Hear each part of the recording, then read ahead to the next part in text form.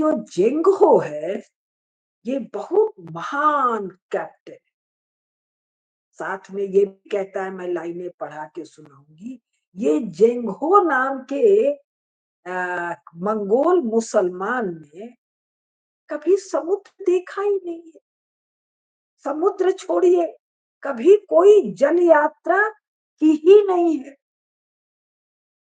और ये संसार का सबसे बड़ा फ्लीट निकल के, यानी जहाजी बेड़ा निकल के, अभी उसका वर्णन मैं आपको सुनाऊंगी। वो बेड़ा निकल के चीन से निकलता है, चीन से निकलता है Indonesia, Malaysia, Burma, Japan, Korea, Australia, Malacca से निकल के अंडमान निकोबार, भारत, अफ्रीका, यूरोप, दोनों अमेरिका, एंटार्कटिका, बर्फ वाले ये ऊपर सब घूम आता है एक ही प्रकार के जहाज से, जिसका जहाज से कोई लेना ही देना नहीं। और आगे मैं सुनाऊंगी, चीन का जहाज से कोई लेना देना, चीन का नौसेना से कोई लेना देना नहीं। क्यों?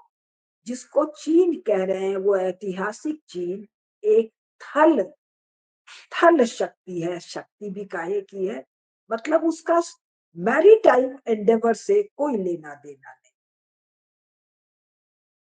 लेकिन कमाल की बात है, वो कहता है कि ये जहाजी बेड़ा क्यों बनाया गया। तो ये जो जेंगहो है, जेंगहो ने, झूडी नाम का जो आदमी है, ये संसार भर में चीन की महत्ता को बताना चाहता है। अच्छा, हो सकता है बताना चाहता हो। तो ये संसार भर में अपनी सेना भेजता है और ट्रेजर शिप्स भेजता है, डिप्लोमेटिक रिश्ते कायम करता है। सब कुछ हवा में हो जा रहा है। अभी पूरा वर्णन मैं बताऊंगी। अरे भाषा तुमको कैसे पता, तुमको नक्शा कैसे पता, तुमको रास्ते कैसे पता, तुमको लॉन्गिट्यूड लैटिट्यूड कैसे पता, कैसे तुमको पता कहाँ समुद्र में चुंबकीय शक्तियां हैं, कौन सी दिशा में हवा है, ये पूरा वर्णन मैं आपको पढ़ के बताऊं। तो ये कह रहा है, ये जो जेंगहो है, जो मंगोल मुस्लिम है, इसकी एक और कमाल की बात सुन लीजिए, पृष्ठ संख्या 51 से। जेंग हे had placed his seaward penis in a temple. Mongol है, मुसलमान है, लेकिन जो उसका लिंग काट दिया गया, उस कटे हुए लिंग को उसने एक मंदिर में रखा। ये है यूरोपीय चड्डू खाने की गप। द कैस्केट कंटेनिंग हिज पाव, पाव मतलब manhood treasure, would accompany him to the next world, and once again he could become a whole man. उसने अपने लिंग को एक डिब्बे में रख दिया है, वो उसका वास्तविक मैनहुड है। मैनहुड क्या है? पौरुष है। तो जब वो मरेगा तो वो उसके साथ ऊपर जाएगा या नीचे जाएगा, कहीं जाएगा, पता नहीं। उसको दफन करेंगे तो उस कैस्केट उसके लिंग के साथ दफन करेंगे, और वो चमड़ी कुछ बचेगी कि नहीं बचेगी, चंदू खाने के गप लिखने वाले को जरूरत नहीं है, क्योंकि इसके दृष्टि में जो इसके पाठक होंगे वो इतनी खोपड़ी लगा के इस चीज को देखेंगे नहीं। हाँ, would accompany him to the next world, where once again he would become a whole man. हो सकता है वो 72 हूरों वाला मामला था, इसलिए इसको ऊपर भेज रहा है। नहीं तो कहा जाता कि साहब टेम्पल में रखा है, सनातनी आदमी है, तो अगला जन्म लेगा तो पुनः एक मनुष्य होगा। यानी एक व्यक्ति को जो याद है कि मुझे बधिया किया गया, उसके लिए आगे का वर्णन सुनिए। But in this earthly life he was sown to serve and do the bidding of his patron and ruler, the third Ming Emperor Zhu. जिसने तुम्हारा नाश किया उसका ये सबसे बड़ा विश्वास पात्र। कमाल की बात, न संसार में हुआ न संसार में होगा। विद इन 12 months, 12 महीने के अंदर, despite never having been to sea, कभी समुद्र में गया ही नहीं। जिंग हे had been appointed commander in chief of one of the largest fleets ever built। कमाल की बात। जिसने कभी जिसने कभी समुद्र देखा ही नहीं, उसको कमांडर इन चीफ बना रहे हैं। ऐसा कहीं दुनिया में होता है? अगर चीन में या मिंग साम्राज्य में या मंगोल साम्राज्य में समुद्री यात्रा की परंपरा रही होती होगी, तो वहां बहुत से नेवल कमांडर्स होंगे, बहुत से समुद्रों के महासमुद्रों के जानकार लोग होंगे। तो उनको छोड़ के इस हिजड़े को क्यों बना रहे हो भाई तुम? वो भी जो तुम्हारे प्रति शत्रुता पालेगा तुम्हारी कथा के अनुसार, और जिसने समुद्र देखा ही नहीं। अरे वो मछली ना मार पाएगा, तुम इसको सातों समुद्र की यात्रा अभी कहानी में गप में करवा दोगे। तो इस बात का अर्थ क्या है कि वस्तुतः वहां पर कोई सी कमांडर है ही। तो किसी को भी नियुक्त करना है तो इसको नियुक्त कर दो, वास्तविकता में नहीं।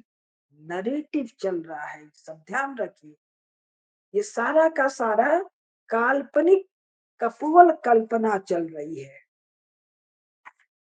अब ये कह रहा है पेज 52 पर, ये खुद लेखक कह रहा है, year to the 19th century, 9वीं शताब्दी के पहले, ships voyaging beyond coastal waters were almost always foreign owned। 9वीं शताब्दी के पहले तटीय इलाकों से जरा भी दूर जाने वाली जो नौकाएं थी या जहाज थे, वो विदेशियों के थे। अरे बोल, भारतीयों के थे, तमिलों के थे, आंध्र वालों के थे, बंगाल वालों के थे। नहीं बोलता है कोई बात नहीं, फॉरेन ओन्ड कहता है। तटीय इलाकों पर क्या करने जाएंगे? अरे मछली पकड़ने जाएंगे, और क्या करने जाएंगे? मछली पकड़ने वाले 50 किलोमीटर 500 किलोमीटर की यात्रा नहीं कर सकते हैं, लंबी यात्रा तो छोड़िए। But from the 9th century onwards, China develop its own ocean going fleet. अब आगे वर्णन सुनिए। द सॉन्ग सॉन्ग की सुंग एंड युआन ब्रैकेट में मंगोल डायनेस्टीज। ये दोनों डायनेस्टीज कौन है? भारतीय हैं। मंगोल सनातन धर्मी है। शुंगों को जब याद कीजिए तो मौर्य और पुष्यमित्र शुंग को याद कीजिए। 9वीं शताब्दी ये एकदम गलत लिख रहा है, क्योंकि मंगोल 13वीं शताब्दी 14वीं शताब्दी है, और शुंग लोग 10वीं शताब्दी तक। तो जिस क्षेत्र में शुंगों का राज्य है वहां मनुष्यों का वर्णन ही नहीं है, क्योंकि वो एक दलदली क्षेत्र है। जब चंपा से भारतीय व्यापारी high yielding variety high yielding variety बनी एक विशेष प्रकार के धान को ले गए जो दलदल में हो सकता था, तब वहां पर चावल की खेती होने लगी, और तब वहां पर मनुष्यों का बसावट होने लग गया। ये बात एंगस मेडिसन ने भी उद्धृत किया है। पेज संख्या मुझे अभी याद नहीं आ रही है, फिर कभी निशान लगा के रख दूंगी, बता दूंगी। हाँ,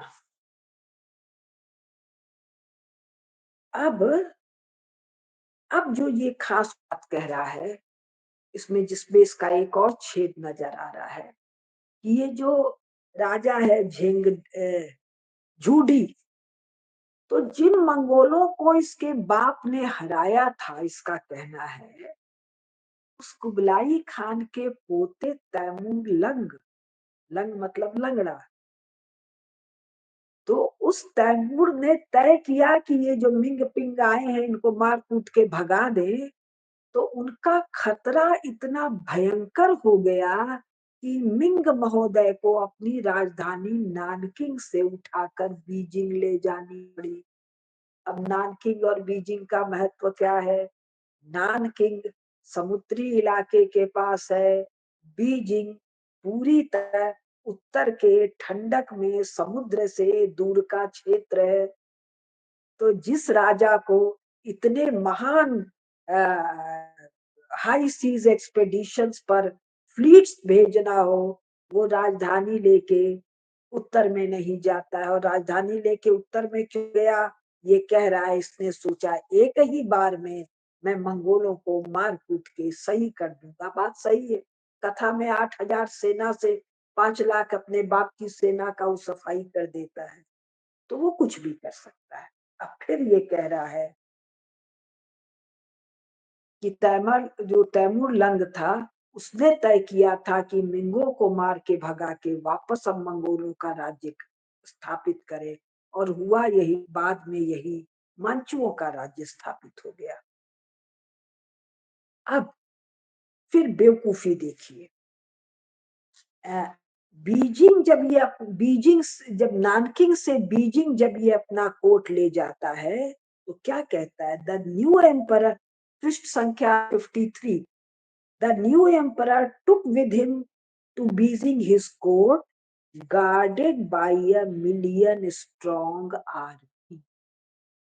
कोर्ट ले गया है तो अपने होम टेरिटरी से जा रहा है, एनिमी टेरिटरी से नहीं जा रहा है।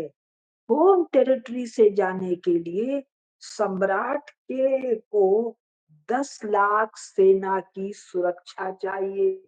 विदेशियों से लड़ने तो तुम जा नहीं रहे हो, होम टेरिटरी से गुजर रहे हो, तो तुमको किससे सुरक्षा चाहिए? सिविलियन से। सिविलियन के पास तो कुछ है ही नहीं, भूखा नंगा है। मंगोलों से, तो कुल मंगोल तो 1 लाख से ज्यादा कभी थे ही नहीं। तुम्हारे वर्णन में तुमने 70,000 को तो बधिया कर लिया है, और वो तुम्हारे फेथफुल हैं।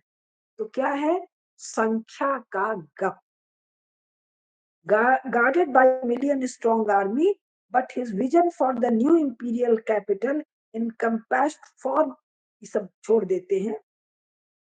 फिर ये कह रहे इतना बड़ा उसने कैपिटल बनवाया जो लंदन से 1500 टाइम्स बड़ा था। उस समय तत्कालीन लंदन से 1500 गुना बड़ा था। जबकि कुबलाई खान का जो पीकिंग में जो राजधानी है, वही अपने आप में देखने योग्य राजधानी है, लेकिन उससे भी बड़ी राजधानी बना रहा है। राजधानी भी बनाएगा, अभी बहुत बहुत गप सुनने को मिलेगी। एक अविश्वसनीय किस्म का फ्लीट भी सारे संसार में घूमने भेजेगा। और फिर ये तीसरा बात वो कह रहा है कि चूंकि तैमूर लंग से लड़ना है, इसलिए वो क्या करवा रहा है कि जो ग्रेट वॉल ऑफ चाइना है, जो 1600 साल पहले पहले बादशाह ने बनाया, और पहले बादशाह ने कितनी बड़ी दीवार बनाई, 5,000 किलोमीटर की। अरे 5,000 किलोमीटर का तो उसका राज्य नहीं था। जैसे तुम लोग शेरशाह सूरी से ग्रैंड ट्रंक रोड बनवा देते हो। शेरशाह सूरी भारत में कहाँ का राजा तुम बताते हो? बिहार में सासाराम जिले, सासाराम जिले का एक शासक ग्रैंड ट्रंक रोड बनाता है। ग्रैंड ट्रंक कहाँ से जाता है? बंगाल, असम, उसाम, उधर पूरा बर्मा उर्मा की तरफ से होते हुए इधर पूरा बिहार, यूपी, दिल्ली, पंजाब, राजस्थान होते हुए काबुल, कंदहार तक जाता है ग्रैंड ट्रंक रोड। ये शेरशाह सूरी को कौन जरूरत था, और कैसे दूसरे के राज्य में घुस के वो अपने आंटी के पैसे से ग्रैंड ट्रंक रोड बनाएगा? तो ये कहाँ है? ये खोपड़ी की कुलबुलाहट है। उसी प्रकार से ये क्या कह रहा है, 5,000 किलोमीटर वो एकदम रबल हो गया था, तो उसको दोबारा बनवाना है, और उसमें 1,400 किलोमीटर ऐड करना है। और ये पैसिफिक से, प्रशांत महासागर से लेके पश्चिम में heavenly mountains in central Asia, central Asia के सुमेर पर्वत तक ले जाना। यानी मंगोलों से हारा हुआ, क्यों हारा हुआ? मंगोलों को भगाने वाला क्यों? क्योंकि नदी का बाढ़, फेमीन, महामारी, भयंकर उपद्रव, बाप से विद्रोह के बाद उस देश में, उस राज्य में रेवेन्यू कितना हो, राज्य कोष की आमदनी कितनी होगी, राज्य की जो कोष में जमा होती है, उसमें वो क्या क्या काम ले रहा है। अभी तो हम गिनती से बना रहे हैं, राजधानी चेंज करना उसकी भी डिटेल बताएंगे, एक फ्लीट भेजना, एक सड़क बनाना, अभी और बहुत सा काम ये करेगा। तो ये कह रहा है कि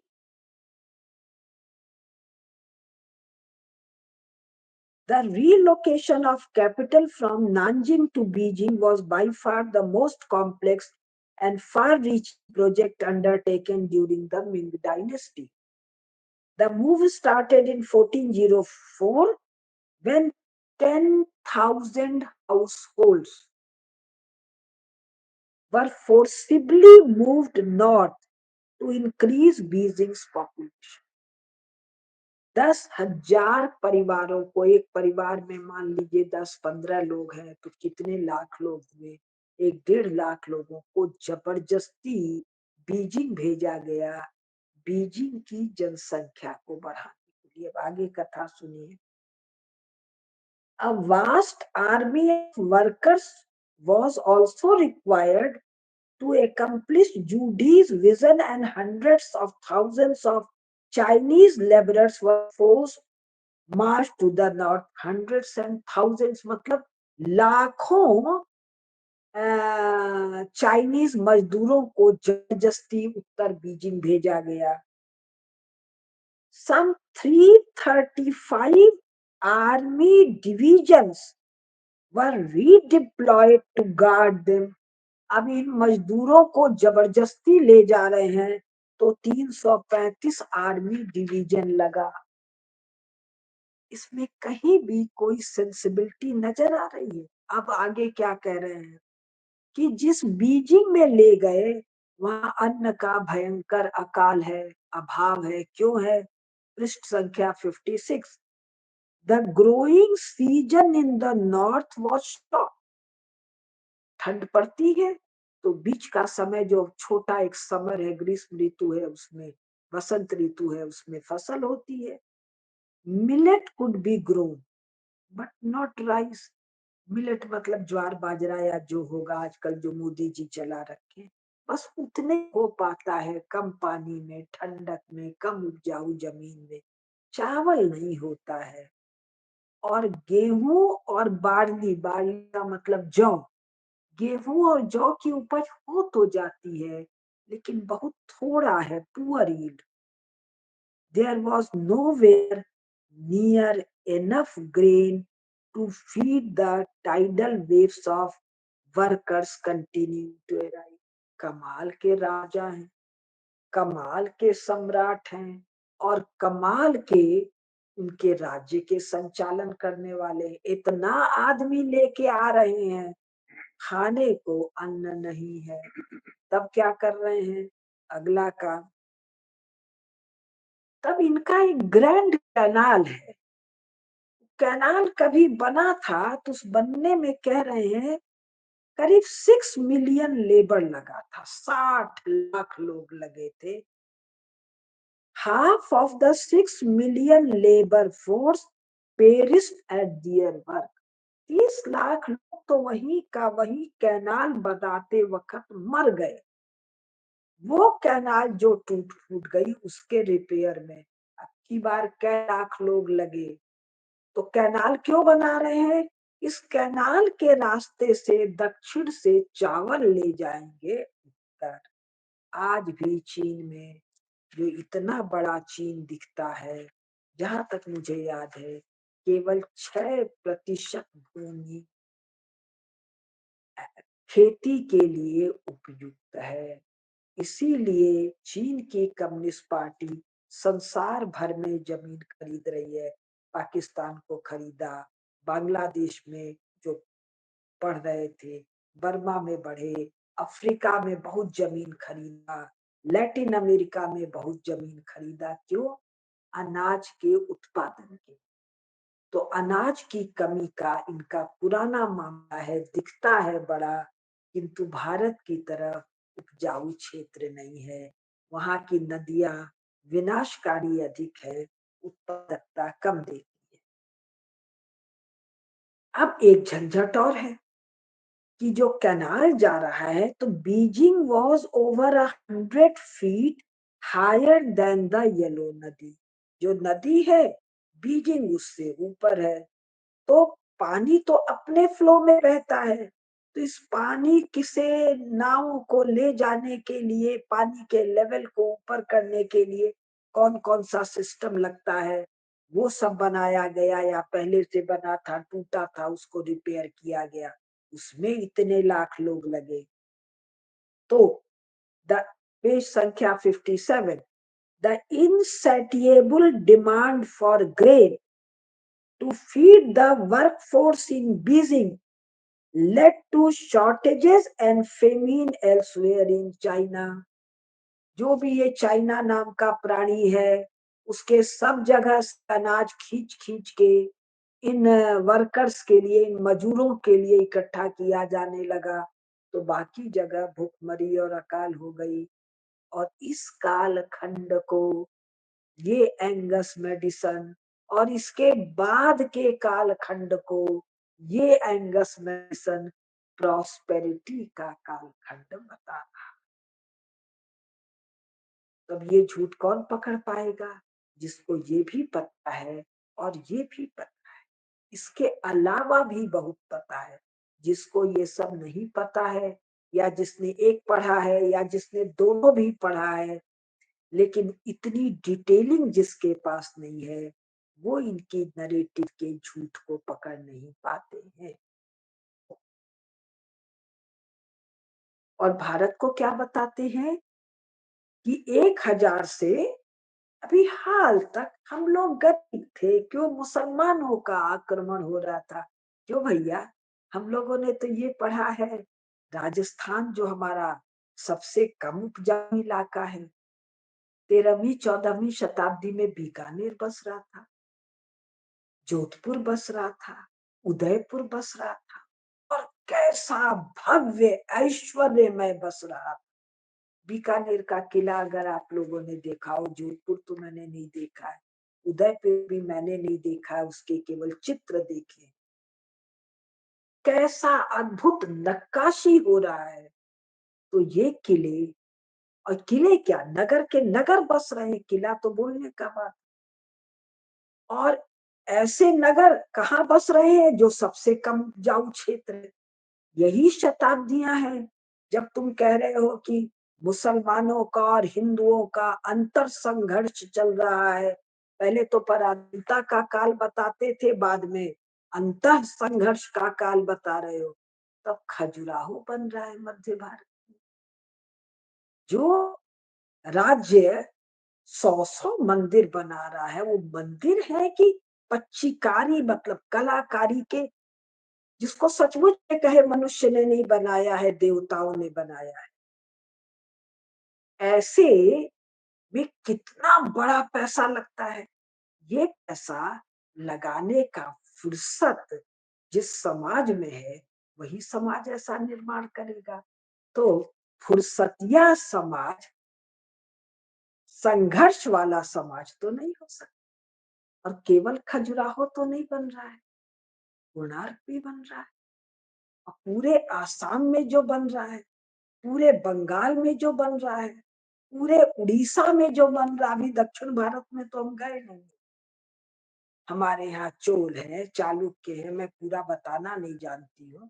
हम लोगों की एक पुस्तक है, भारत कभी पराधीन नहीं रहा भारत, जो मैंने और मिश्र जी ने लिखी है। आइडिया मेरा था, डिटेलिंग सब मिश्र जी की थी, रामेश्वर मिश्र पंडित जी की। उसमें सभी राजवंशों का जितने विस्तार से वर्णन दिया है। स्वयं मेवाड़ जो बना है, मैं तो 2 4 5 बता पा रही हूँ, सैकड़ों सैकड़ों बने हैं, हर क्षेत्र में बने हैं। तो 13वीं 14वीं 15वीं 16वीं शताब्दी तो भारत के विस्तार का काल है, और इसके प्रमाण हमारे आंख के सामने है। और चीन के पराभव का काल है। ये चंटू खाने की वो गप्पे जो इनको सुनहरा रंगने की का प्रयास कर रही है, उसी में सारा का सारा दिया हुआ है। तो फिर ये कह रहा है, हाँ,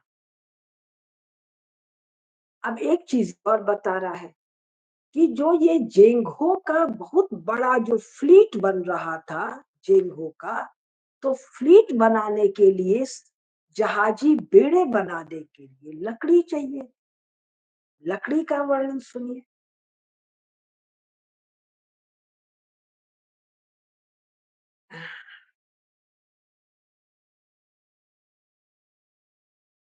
कि अनाज की तो कमी हुई। Timber required for Judy's great schemes stripped the forest of hardwood. Hardwood के जंगल साफ हो गए। क्यों? ये कैनाल में नाव चलाने के लिए चाहिए थी। उनका वो पीकिंग में बहुत बड़ा महल वहल बनाने के लिए चाहिए थी। एक बात मैं आपको ध्यान दिला दूं कि जैसे भारत में सब कुछ पत्थरों से है, चीन में पत्थरों का कुछ नहीं है, नक्काशी वक्काशी कुछ नहीं, सब काम लकड़ी पर है। क्योंकि पत्थरों से बनाना, महल और किले बनाना सबके वश का नहीं है। और इसीलिए वहां के लकड़ी के बार बार जल जाते हैं। तो पुराना कुछ चीन में देखने को नहीं मिलता है। Quite apart from the timber needed to build the Forbidden City, each treasure ship in the emperor's huge fleet consumed the wood of 300 acres of prime teak forest. लकड़ी कौन सी लगेगी? जो पुरानी सीजन्ड लकड़ी हो। तो जो प्राइम टीक फॉरेस्ट का ये भी गप है, 300 एकड़ में जितनी लकड़ी होगी, उतना इसका कहना है एक जहाज बनाने में लगे। ये भी कौन लिख रहा है? जिसको न जहाज का पता, न लकड़ी का पता। अब ये कह रहा है, hundreds of thousands, if not millions of acres of forest were filled. लाखों नहीं, करोड़ों, मिलियंस का मतलब करोड़ों एकड़ जमीन के टिम्बर गिर गए। मेरा तो कहने का मन करा, अबे इतनी जमीन में प्राइम टिम्बर चीन में था भी क्या? फिर कह रहा है ये सब काम 5-10 साल में सलट गया है। क्योंकि यात्रा, शिप, लकड़ी भी कट गई, जहाज भी बन गया, 4-5 यात्रा भी हो गई, आ भी गया और सब जलाकर खाक कर दिया गया। और विदेश जाने वाले यात्रियों के लिए मृत्यु दंड घोषित कर दिया। विदेशी सामान जिनके घर में मिलेगा उनके यहाँ हत्या का दौर चलेगा। ये सब मैं सुनाऊंगी। ये सब काम 20 साल में हो गया। तो कहता है इतने बड़े लार्ज स्केल पर लाखों एकड़ जमीन के डिफॉरेस्टेशन के कारण दूसरे जलवायु संबंधी आपदाएं वहां आने लगी। वो भी कहीं दिखेगा, पढ़ के सुना दूंगी।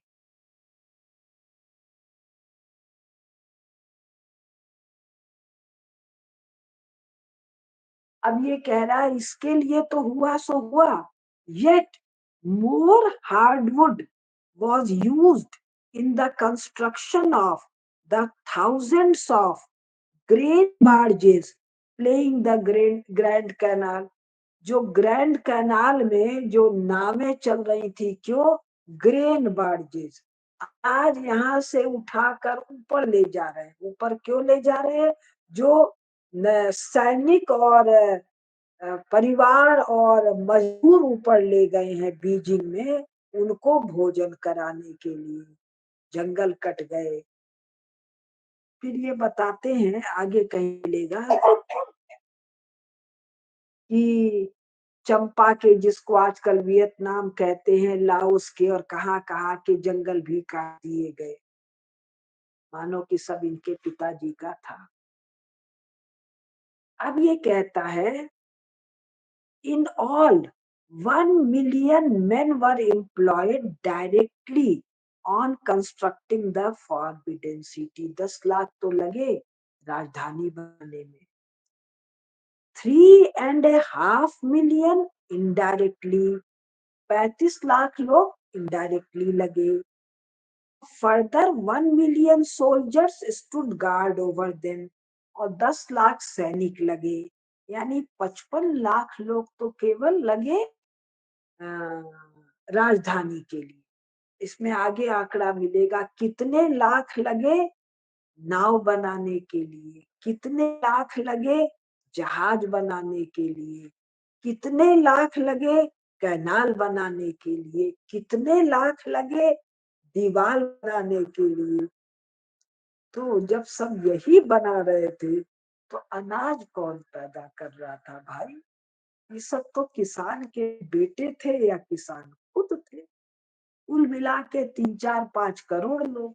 तो उस समय कुल कितने करोड़ लोग थे? तो अब 48-49 हो गया है, 1 मिनट बाद मैं बात को बंद कर रही हूँ कि ये जो एक झूठ रचा गया कि 15वीं 13वीं 14वीं 15वीं 16वीं 17वीं शताब्दी में भारत का तो डाउनफॉल है और चीन का ऐसे चढ़ाव है।